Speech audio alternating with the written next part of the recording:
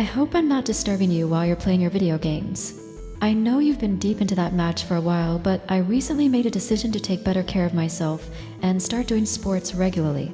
The thing is, I can't afford a gym membership right now, so I figured I'd turn our living room into my personal little fitness space. I've decided to start with yoga, since it doesn't require any expensive equipment, just a mat and some space. If you want, you could join me, and we could make it a fun routine to work out together, motivate each other, and maybe even push each other to do better every week.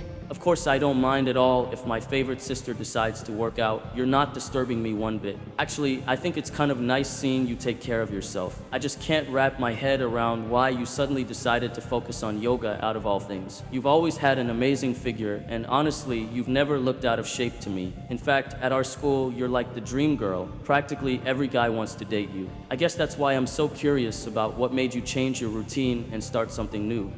Well, ever since Dad returned home from that long work trip 9 months ago, I slowly started to notice that I had gained some weight. It wasn't sudden, it just kind of crept up on me over time. Eventually, I realized my stomach had gotten bigger than I was comfortable with.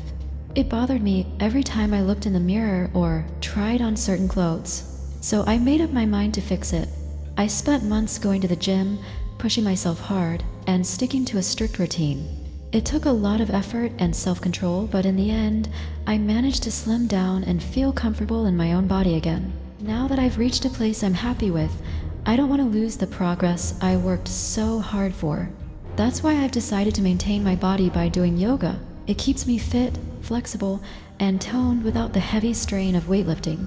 But I'll admit, I sometimes feel awkward when my little brother is sitting there watching me as I go through certain poses. Some of them are, well, a little too revealing or awkward when you've got an audience. That's actually part of the reason I'm inviting you to join me, so instead of just staring from the couch, you're actually moving alongside me and getting the same benefits.